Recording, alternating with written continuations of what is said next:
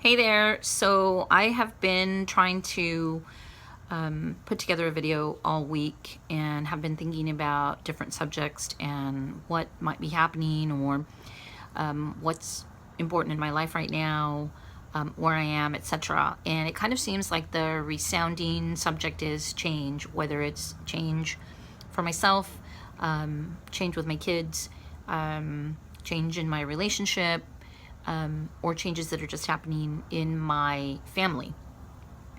And in my friends too, because there's a lot obviously that is happening, and it isn't until you really start to put it together that you realize it. I really feel like I'm at a point where I'm almost 50. Love my job. I really love my job, and I'm always challenged, but it is one of those jobs where you do a lot of the work on your own, depend on others as needed, other staff, etc. I don't have a conventional office, as you can see.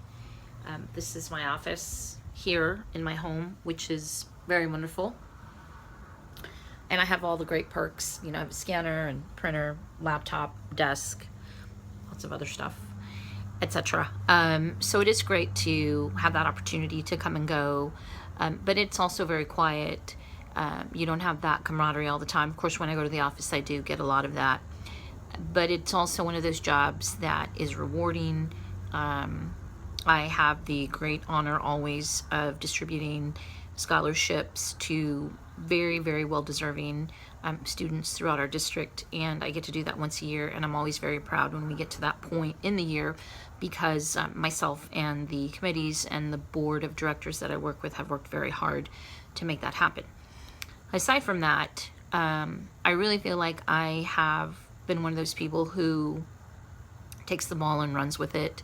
I've learned, I've had that job, started at the very bottom, and have made my way this far, or thus far. As well, probably should have finished a lot of things many, many years ago, and life just happened, and so now that's where I am. I really feel like there is that fork in the road. Do I go back to school? Do I look for another job? Do I try to venture out and start my own little business? Do I stay where I am? Do I try to write or do something that will bring, I don't know, some better income to my family, etc. I will say I've been very blessed. I'm not suffering, have always been able to make it. I'm not rich, have always been able to make it. Have struggled like everybody else, but things are falling into place, it seems like, after many years. And I've made a lot of mistakes, but I really believe that I am working very, very hard right now to make all of the right decisions and choices for my children, for my family, going into this new age bracket, and leaving a lot of the past behind. Other changes that I think are funny are just changes within myself. I feel like I'm at another crossroads with regards to like my attire. There are a lot of times where I feel like I have to dress the part for work, which is fine, but at home or out and about, seeing women my age, some dress like their daughters, teenage daughters, which that's all good and well, and then other women who dress much, much older, and I don't understand that.